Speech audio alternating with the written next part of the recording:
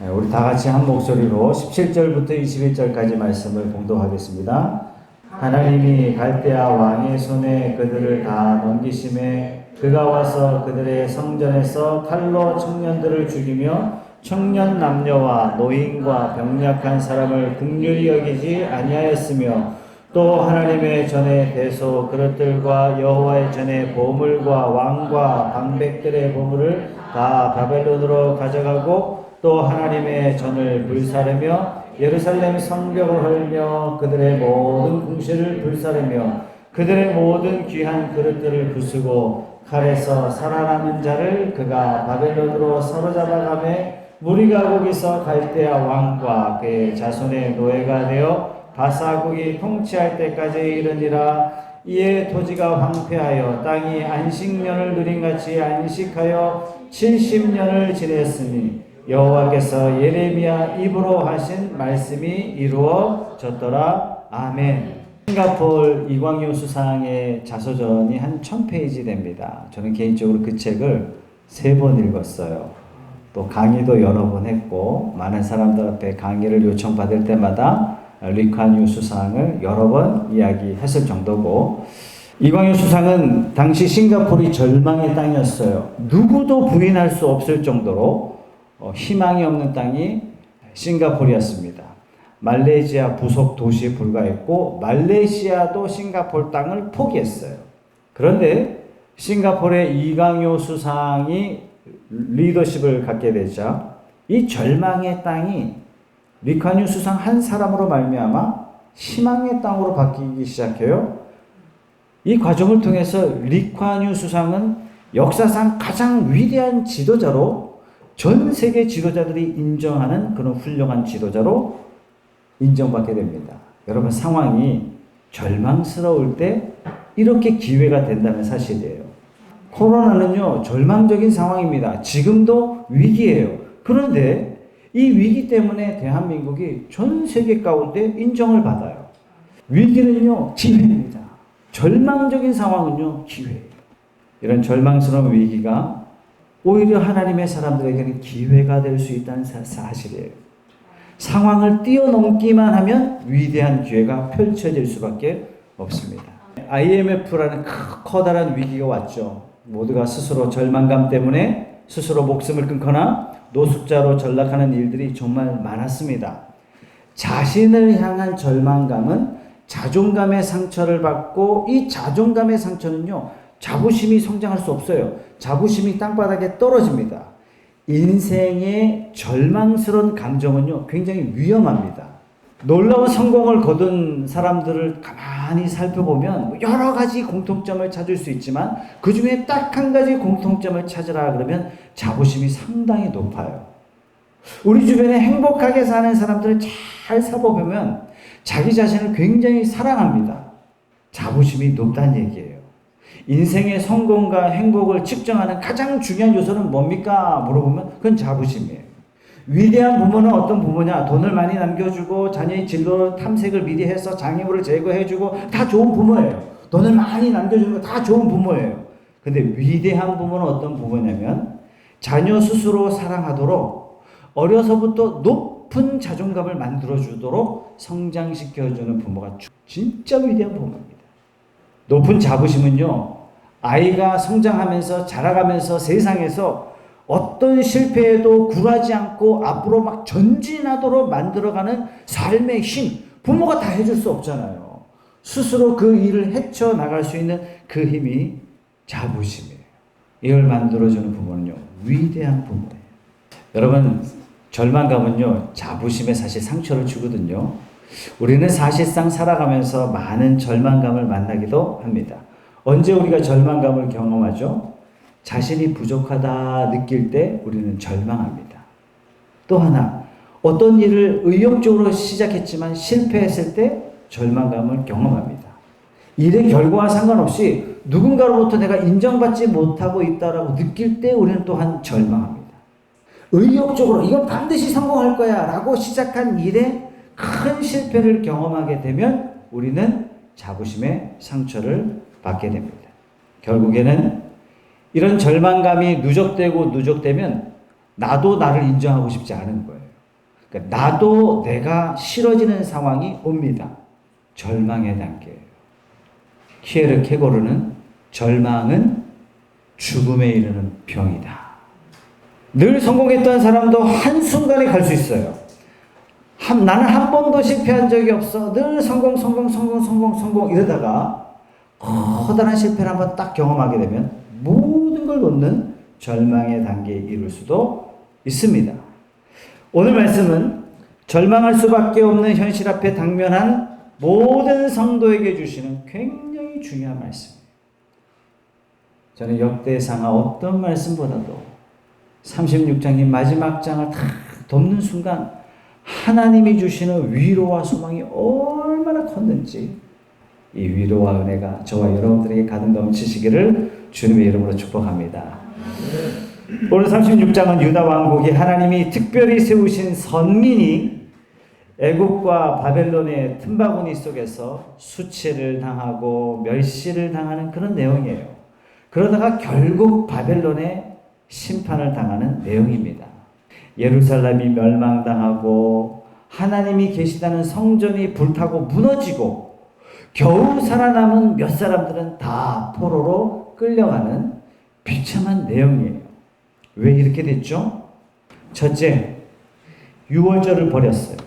여러분, 유월절을 버렸다는 것은 성찬을 버렸다는 얘기예요. 성찬을 버렸다는 얘기는 예수님의 보혈의 피, 예수님의 부활하심을 삶에 간직하지 못했기 때문이다. 이겁니다.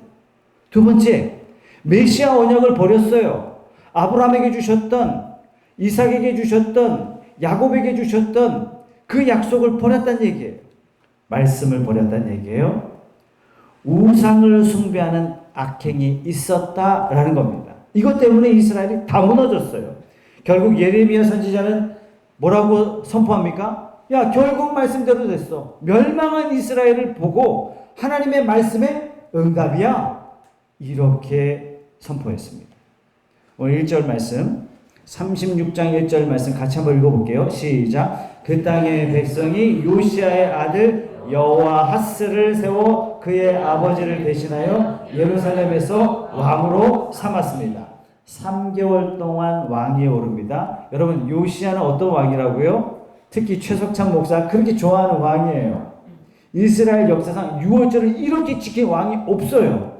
요시아의 아들이 4명이 있는데 첫째 아들이 요하난, 둘째 아들이 여호야김, 셋째 아들이 시드기야, 넷째 아들이 살룸. 이 넷째 아들 살룸의 다른 이름이 여호와하스예요. 넷째 아들이 왕이 된 거죠. 여러분, 어떻게 넷째가 왕이 됐죠? 아버지 요시아가 어떻게 죽었습니까? 애굽과 전쟁에서 죽었잖아요. 근데 넷째 아들 여호와하스는 어떤 정책을 폈냐면 반애굽 정책을 폈던 사람이에요. 그러니까 백성들이 좋아했던 거예요. 우리 왕을 죽였으니까 복수하자 이거예요. 이 전쟁은 원래 어떤 전쟁이었다고요? 간섭하면 안 되는 전쟁이었단 말이죠. 1절 말씀에 뭐라고 이야기합니까? 그 땅의 백성이 세웠다. 이렇게 나오잖아요. 여러분, 왕은 누가 세워요? 선민이잖아요.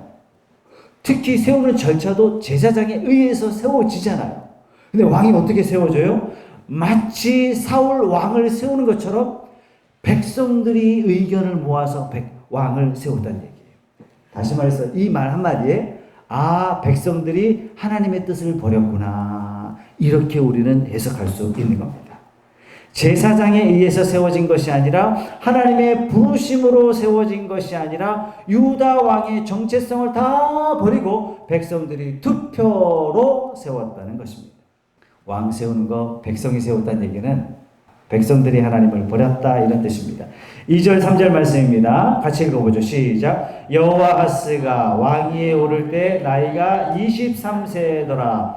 그가 예루살렘에서 다스린 지 석 달에 애굽 왕이 예루살렘에서 그의 왕위를 폐하고 또 그 나라에 은 100달란트와 금 1달란트를 벌금으로 내게 하며 반애굽 정책을 폈던 유다의 왕을 애굽이 잡아갔어요. 4절입니다. 애굽 왕 느고가 또 그의 형제 엘리야김을 세워 유다와 예루살렘 왕으로 삼고 그의 이름을 고쳐 여호야김이라 하고 그의 형제 여호아스를 애굽으로 잡아갔더라. 둘째를 왕으로 세웠어요. 이 둘째는 왜 왕으로 세워졌을까요? 아주 간단합니다. 친애굽 정책을 폈던 사람이기 때문에 왕으로 애굽이 세우고 갑니다. 5절입니다. 여호야김이 왕위에 오를 때 나이가 25세라 예루살렘에서 11년 동안 다스리며 그의 하나님 여호와 보시기에 악을 행하였더라. 근데 이번에는 바벨론 왕 느부갓네살 왕이 쳐들어와요. 여호와 보시기에 악을 행하자 이런 일이 벌어지는 거예요. 여러분 이런 말씀을 읽을 때 여러분 잘 생각하셔야 돼요. 내가 회사에서 일하는데 저 사람이 막 괴롭혀. 저 사람하고 싸워봐야 소용이 없는 거예요. 내가 하나님 앞에 삶을 바로 세울 기회구나. 내가 하나님 앞에 정직하게 하나님을 향하면 악을 내 손으로 무찌르지 않고 하나님이 정리하신다는 사실이에요. 그런데 하나님과 관계가 바르지 않으면 하나님이 사람들을 인생 막대기로 사용하셔서 나를 관리하신다는 사실입니다. 아, 그렇구나.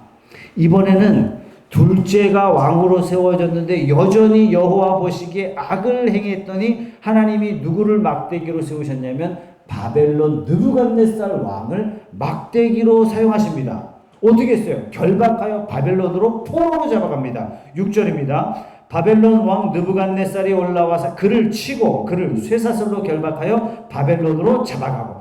야, 이건 창피 중에 창피해요. 보통 사람들은 다 쇠사슬로 잡아갈지언정 왕만큼은 잡아가더라도 좀 품위 있게 잡아가면 좋은데 쇠사슬로 마치 개, 돼지 끌고 가듯이 이끌고 가는 거예요. 망신 중에 개망신인 거죠. 7절입니다. 느부갓네살이 또 여호와의 전 기구들을 바벨론으로 가져다가 바벨론에 있는 자기 신당에 두었더라. 이것이 바벨론의 1차 침공입니다. 8절 말씀입니다. 여호야김의 남은 사족과 그가 행한 모든 가증한 일들과 그에게 발견된 악행이 이스라엘과 유다 열왕기에 기록되니라. 그의 아들 여호야긴이 대신하여 왕이 되니라. 이번에는 요시아의 손자가 왕이 되죠. 9절입니다. 여호야긴이 왕위에 오를 때 나이가 8세라. 세상에 8살의 왕이 되네요. 예루살렘에서 석 달 동안 다스리며 왕으로서 치리한 기간이 딱 3개월밖에 없었다는 얘기예요. 3개월 동안 뭐 했는지 보겠습니다. 8살짜리가 여호와 보시기에 악을 행하였더라. 아니 세상에 여러분 생각해 보세요. 8살짜리가 딱 3개월 동안 치리를 했는데 도대체 무슨 짓을 했길래 3개월 동안 악을 행했다는 얘기입니까? 딱 한 가지예요. 말씀을 버리고 우상 숭배한 겁니다. 점치고 가증한 우상에게 절했다는 얘기예요. 큰 교회 있으면 가끔 권사님들이 그러니까요. 목사님 우리 그 사주를 봤는데요. 권사님이시잖아요. 왜 그러셔? 이거 하나님께서 싫어하시는데 어떻게 해요? 매우 싫어. 여러분 요즘 신문 잘 안 봅니다만 신문에 띠별 운세 관광지 갔다면 띠별 거기에 줄 서 있으면 절대로 안 됩니다. 하나님이 가장 싫어하는 일이에요. 왜? 우리의 운명은 점쟁이 입술에서 나오는 것이 아니라 하나님의 말씀에서 나오는 줄 믿으시기 바랍니다. 하나님이 우리를 부르셨고 우리는 하나님의 부르심에 반응한 사람인데 어찌 우리가 우상의 점을 보며 우리가 띠별 운세를 따라서 우리의 운명을 좌지우지할 수 있겠습니까? 여러분의 운명에 대해서 누가 악한 말을 담을지라도 하나님께서 여러분의 인생을 책임져 주실 줄 믿으시기 바랍니다. 10절 말씀입니다. 그해 느부갓네살 왕이 사람을 보내어 여호야긴을 바벨론으로 잡아가고 여호와의 전에 귀한 그릇들도 함께 가져가고 그의 숙부 시드기야를 세워 유다와 예루살렘 왕으로 삼았더라. 여러분 이것이 바벨론의 2차 침공입니다. 여러분 제가 말씀드린 대로 이 모든 역사의 기록이 성경 이외에 중동과 팔레스타인과 유럽의 역사에 그대로 나와 있습니다. 이때 2차 침공 때 포로로 끌려갈 때 에스겔 선지자도 같이 붙잡혀 가게 됩니다. 여호야긴은 왜 잡혀갔어요? 바벨론을 배반했기 때문이죠. 그리고 숙부 시드기야. 시드기야는 누구예요? 요시야의 아들입니다. 왜 바벨론이 시드기야를 유다의 왕으로 세웠을까요? 시드기야가 친바벨론 정책을 폈던 사람이기 때문에, 바벨론의 말을 잘 들었기 때문에. 그렇죠. 이 얘기는 뭐예요? 여전히 여호와 앞에 악을 행할 사람이다. 자, 11절입니다. 시드기야가 왕위에 오를 때에 나이가 21세라 예루살렘에서 11년 동안 다스리며, 11년 동안 어떻게 다스렸는지 12절은 이렇게 증거합니다. 그의 하나님 여호와 보시기에 악을 행하고 선지자 예레미야가 여호와의 말씀으로 일러도 그 앞에서 겸손하지 아니하였으며, 하나님께서 예레미야 선지자를 부지런히 보내서 경고하세요. 어떻게 경고했는지 볼까요? 예레미야 34장 2절 3절 말씀이에요. 이스라엘의 하나님 여호와께서 이와 같이 말씀하시니라. 너는 가서 유다의 시드기야 왕에게 아뢰어 이르기를, 여호와의 말씀에 보라, 내가 이 성을 바벨론 왕의 손에 넘기리니 그가 이 성을 불사를 것이라. 네가 그의 손에서 벗어나지 못하고 반드시 사로잡혀 그의 손에 넘겨져서 내 눈은 바벨론 왕의 눈을 볼 것이며 그의 입은 내 입을 마주대하여 말할 것이요 너는 바벨론으로 가리라. 이렇게 하나님이 미리 말씀하셨는데도 불구하고 하나님의 음성 듣지 않아요. 선지자의 말을 듣지 않아요. 13절, 또한 느부갓네살 왕이 그의 하나님을 가리켜 맹세하게 하였어요. 와, 기가 막혀요. 어느 정도입니까? 느부갓네살 왕이, 야 시드기야와 일로 와봐, 시드기야 일로 와봐, 하나님의 뜻이 이거 여기야, 너 하나님의 이름으로 맹세. 자기 하나님 안 믿겠다는 얘기예요. 세상에 느부갓네살이 맹세시켰지만 듣지 않는 거예요. 느부갓네살이, 야 시드기야야, 하나님이 이 전쟁 허락하신 거야, 하나님이 너 잡아오래, 너 정신 좀 차리래, 너 하나님 말씀 좀 잘 들으래, 이방 왕이 이렇게까지 이야기했는데 시드기야가 하나님 말씀 안 듣는 거예요. 느부갓네살 왕이 열받아 가지고요, 야 임마 정신 차려. 여기까지 왔음에도 불구하고 하나님 말씀 안 듣고 어떻게 해요? 그가 왕을 배반하고 목을 곧게 하여. 누구를 배반해요? 느부갓네살 왕을 배반하는 거예요. 왜? 하나님 들먹였기 때문에. 마음을 완악하게 하여 이스라엘 하나님 여호와께로 돌아오지 아니하였다. 결국 하나님의 징계에 대항하다가 반항하다가 시드기야 왕이 멸망을 당합니다. 자, 여러분, 왕들이 왜 이렇게 정신을 못 차릴까요? 제사장과 백성들은 도대체 뭐 하고 있었는지 보겠습니다. 14절 말씀입니다. 다 같이 읽어볼게요. 시작. 모든 제사장들의 우두머리들과 백성도 크게 범죄하여 이방 모든 가증한 일을 따라 여호와께서 예루살렘에 거룩하게 두신 그의 전을 더럽게 하였으며, 하나님은 이 광경을 에스겔 선지자를 통해서 환상으로 미리 보여주십니다. 에스겔 8장 5절에서 11절까지의 말씀 같이 읽어보죠. 시작. 그가 내게 이르시되 인자야 너는 이 담을 헐라 하시기로 내가 그 담을 허니 한 문이 있더라. 또 내게 이르시되 들어가서 그들이 거기에서 행하는 가증하고 악한 일을 보라 하시기로 내가 들어가 보니 각양 곤충과 가증한 짐승과 이스라엘 족속의 모든 우상을 그 사방벽에 그렸고 이스라엘 족속의 장로 중 70명이 그 앞에 섰으며 사반의 아들 야사냐도 그 가운데 섰고 각기 손에 향로를 들었는데 향연이 구름같이 오르더라. 여러분, 이스라엘 장로 70은요 대부분이에요. 사반의 아들이란 얘기는 뭐냐면 가장 중요한 제사장 가문 중에 그 아들이란 얘기예요.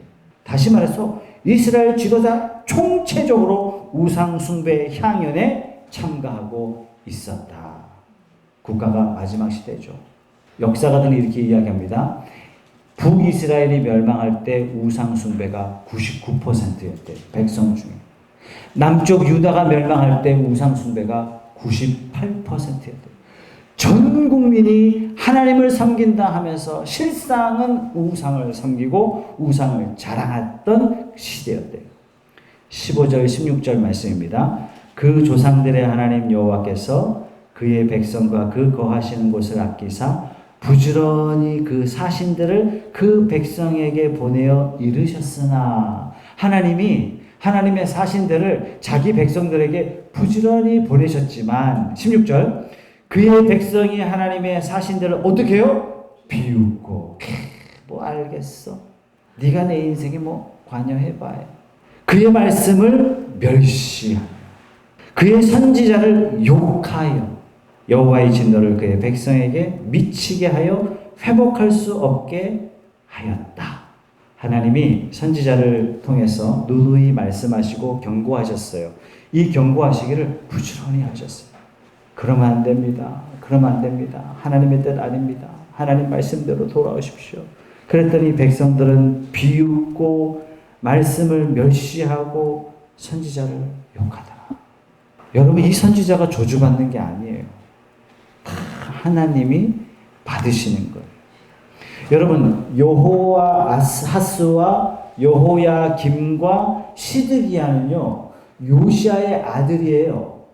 요시아는 뭐 어떻게 살았어요? 하나님의 말씀을 성전에서 발견했어요. 이 말씀 붙잡고 종교개혁을 합니다.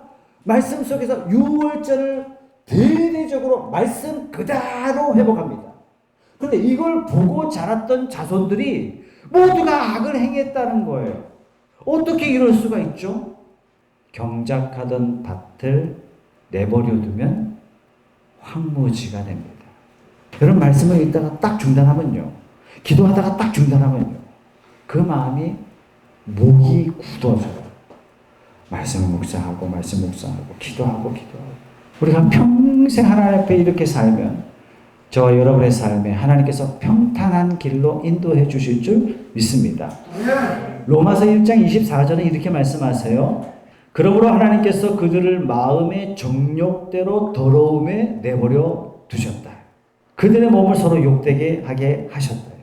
아무리 하나님이 말씀하시고 아무리 선지자를 보내고 그랬더니 백성들은 비웃고 멸시하고 선지자를 욕하자 하나님께서 이렇게 내버려 두시는 거예요.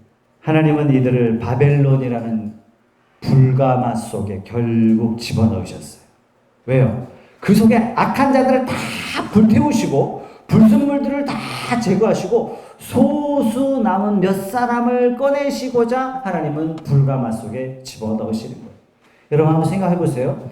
하나님은 온 세계 만민을 축복하셨으나 온 땅의 죄악이 관여하게 되자 어떻게 하셨어요? 그 가운데 이스라엘만 딱 뽑아 세우셨어요. 그런데 이스라엘도 범죄하자 어떻게 하셨어요? 그 가운데 한 지파 유다만 딱 뽑아 세우셨어요. 유다 지파도 범죄하자 하나님이 어떻게 하셨어요? 전부 다 불가마 속에 집어넣으시고 그 가운데 몇몇 소수의 남은 자만 다 뽑으시는 거예요. 여러분, 유다에 아사 같은 참 훌륭한 왕이 있었잖아요. 요사박 같은 훌륭한 왕이 있었잖아요. 우리가 함께 말씀을 보면서 못 느끼셨어요? 히스기야 같은 굉장히 독특한 참 말씀 잘 따르는 특별한 왕이 있었잖아요. 지난주에 봤던 요시야 같은 특별한 왕이 있었잖아요. 여러 악한 왕들이 있었는데 이런 특별히 선한 왕들을 세우신 것은 하나님께서 마치 노아를 뽑아 세우신 것처럼, 죄악이 관영한 세상에 노아 한 사람을 다 뽑아 세우신 것처럼 이런 사람들을 하나님께서 뽑아 세우셨다는 사실이에요. 사랑하는 성도 여러분, 여러분들이 이 악한 세상에서 하나님이 특별히 뽑아 세우신 주의 말씀 온전히 붙잡고 가는 주의 사람들이 되시길 주님의 이름으로 축복합니다. 그런데 반면에 나머지는 그렇지 않았어요. 왜요? 하나님께서 내버려 두시니까 비가 오지 않으니까 땅이 황폐하게 변하게 됩니다. 오늘 본문의 말씀 17절 말씀입니다. 같이 읽어보겠습니다. 시작. 하나님이 갈대아 왕의 손에 그들을 다 넘기심에 그가 와서 그들의 성전에서 칼로 청년들을 죽이며 청년 남녀와 노인과 병약한 사람을 긍휼히 여기지 아니하였다. 여러분, 전쟁의 참상이 눈에 보입니까? 눈에 그려지십니까? 18절에 또 하나님의 전에 대속 그릇들과 여호와의 전에 보물과 왕과 방백들의 보물을 다 바벨론으로 가져갔어요. 쫄딱 망한 거예요. 19절 또 하나님의 전을 불사르며 예루살렘 성벽을 헐며 그들의 모든 궁실을 불사르며 그들의 모든 귀한 그릇들을 부수고 20절 칼에서 살아남은 자를 그가 바벨론으로 사로잡아가매 무리가 거기서 갈대아 왕과 그의 자손의 노예가 되어 바사국이 통치할 때까지 이르니라. 여기서 바사국은 페르시아를 말씀하는 겁니다. 여러분, 이 전쟁이 바벨론의 3차 침공 되겠습니다. 이 상황을 예레미야 선지자를 통해서 하나님이 이렇게 말씀하셨어요. 하나님이 이렇게 말씀하셨어요. 내가 내 집을 헐겠다. 내가 내 산업을 던져버리겠다. 내 마음에 사랑하는 것을 그 대적에 붙였다. 이 하나님의 아픈 마음이 느껴지십니까? 그래서 오늘 본문 21절 말씀에 이에 토지가 황폐하여 땅이 안식년을 누림같이 안식하여 70년을 지냈으니 여호와께서 예레미야 입으로 하신 말씀이 이루어졌더라. 하나님의 말씀을 버리고 가증한 우상에 절했던 이스라엘 백성들이 70년 동안 포로 생활하게 됩니다. 우리 대한민국은 과거 일제 35년 식민 통치를 경험하잖아요. 그거 생각만 해도 저는 경험하지도 않았는데 일제 영화나 드라마는 못 봐요. 막 가슴이 복받쳐서. 근데 70년이에요. 여러분 70년이 두 세대입니다. 그러니까 문화와 언어를 거의 잃어버리게 되는 겁니다. 절망적인 거죠. 근데 이 상황이 어떻게 이루어졌냐면 모든 예언이 예레미야 통하여 주신 말씀대로 이루어졌더라. 여러분 사실 영화를 봐도 시작은 좀 힘들어도 영화 볼 때 과정은 좀 힘들어도 결과가 해피 엔딩일 때 어떤 마음 가져요? 관람자로서 뭔가 경험하게 되는 카타르시스, 희열 이런 게 있잖아요. 힘들고 어렵고 과정이 막 복잡했는데도 불구하고 그 영화 다시 보고 싶잖아요. 왜? 보람이 있으니까. 왜? 고난을 이겨낸 주인공의 삶의 태도가 있으니까. 우리가 배울 수 있는 인생의 교훈이 있으니까. 힘들어도 그 영화 다시 본다는 얘기예요. 힘들어도 그 영화는 내 인생의 교훈을 준단 말이에요. 그런데 오늘 본문의 말씀, 역대상하 말씀은요, 멸망으로 마치고 있어요. 여러분들이 역대상하 말씀을 함께 묵상하면서 여러분들의 마음은 어떠셨어요? 역대하 마지막을 보면서 우리가 살펴보면서 이스라엘의 장구한 역사를 살펴보면서 제일 중요한 것은 하나님 마음입니다. 저는 마지막 장을 덮으면서요, 하나님의 은혜에 복받쳐서 얼마나 감사했는지 몰라요. 그래서 처음에 제목은요, 오직 감사예요.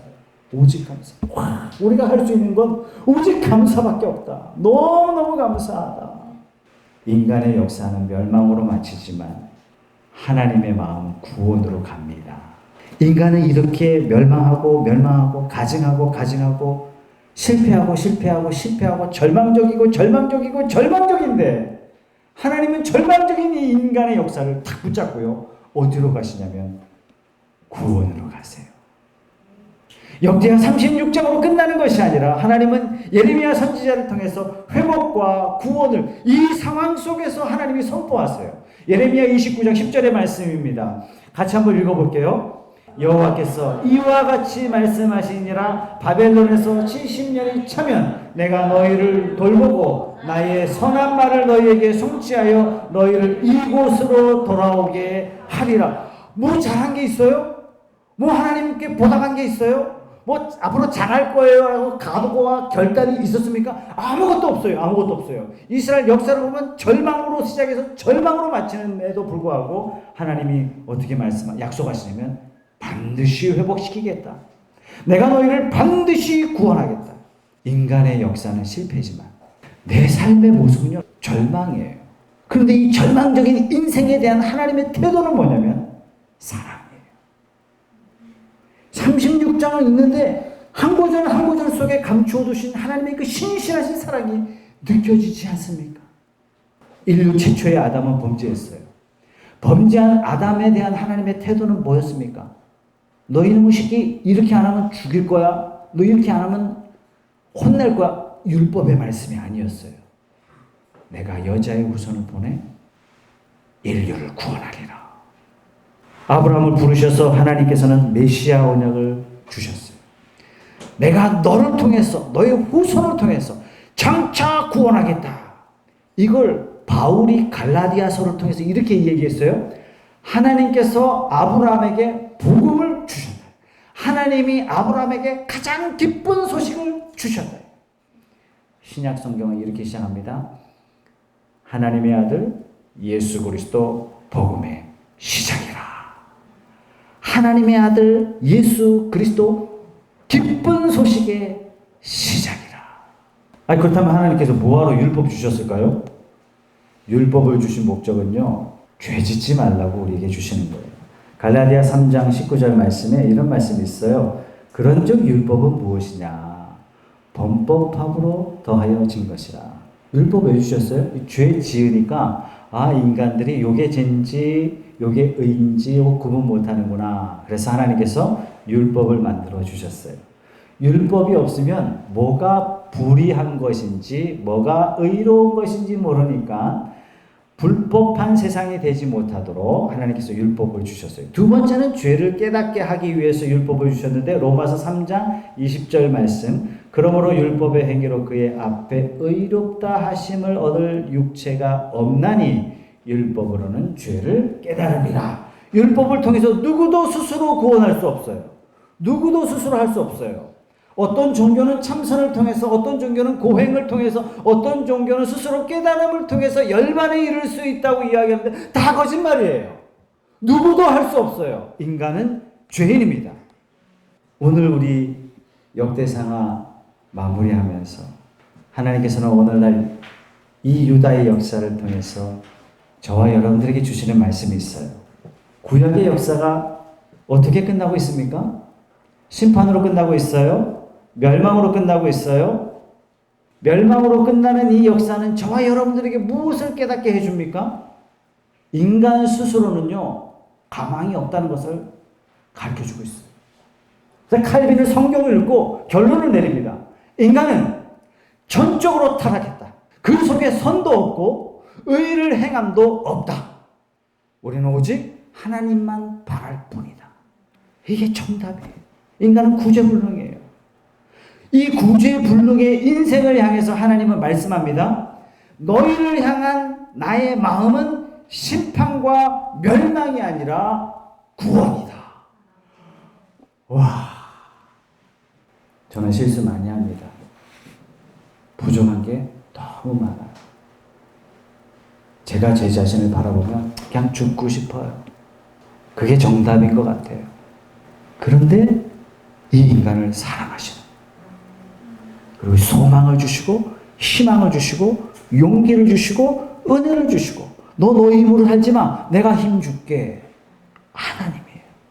하나님은 그리스도를 통해서 반드시 너를 내 아들로, 반드시 너를 내 딸로, 반드시 너를 내 백성으로 반드시 세우겠다. 하나님은 바벨론 70년에서 돌아오게 하겠다. 이 약속을 통해서, 이 역사적 사실을 통해서 우리에게 뭘 가르쳐 주냐면, 너를 사탄의 노예에서 내가 빼내겠다. 내가 너를 죄의 노예에서 빼내겠다. 내가 너를 죽음의 노예에서 빼내서 하늘의 영광으로 사는 자로 내가 반드시 세우겠다. 영생을 누릴 자로 반드시 돌아오게 하겠다. 불법을 떠나 의를 따르는 자로 내가 반드시 너를 회복시키겠다. 여러분, 이게 어떻게 가능해요? 예수 그리스도의 십자가의 피 흘리심으로 말미암아 이것이 가능하게 된 줄로 믿습니다. 그래서 성도는요, 날마다 예수를 고백하는 거예요. 성도는 날마다 십자가를 증거하는 거예요. 성도는 날마다 십자가를 묵상하며 십자가를 마음에 두고 살아가는 거예요. 십자가를 한순간 놓치면 우린 무너지는 거예요. 마치 유월절 의식과 똑같은 것입니다.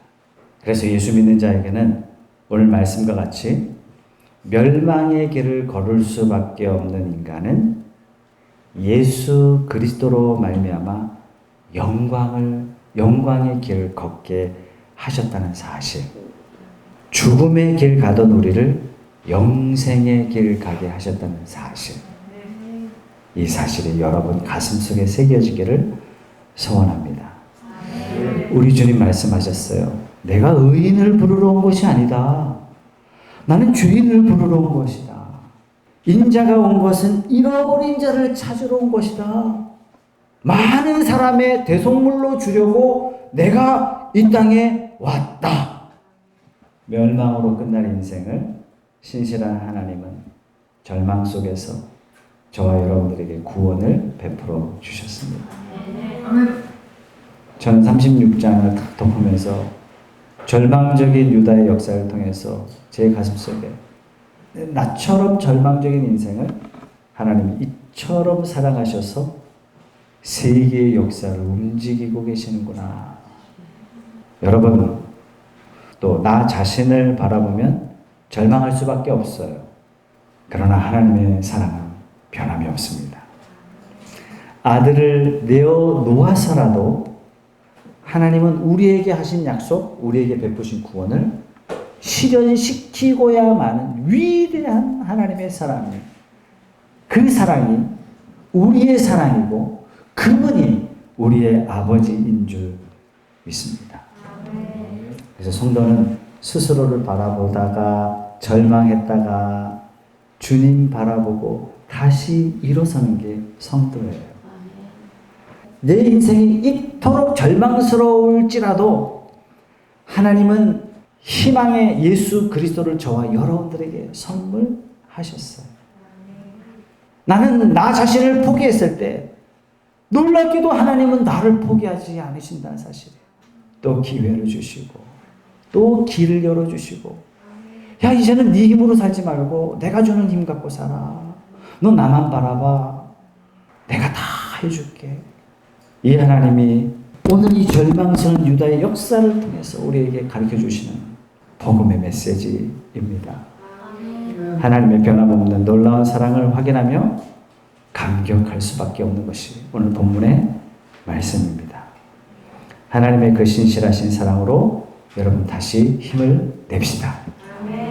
지금도 하나님은 여러분들을 지켜주고 계신 줄 믿으십시오. 여러분들은 포기해도 하나님은 어떤 상황이 와도 여러분들을 포기하지 않는다는 사실을 마음에 새기십시오. 세상이 여러분들을 힘들게 할지라도 당당하게 맞서십시오.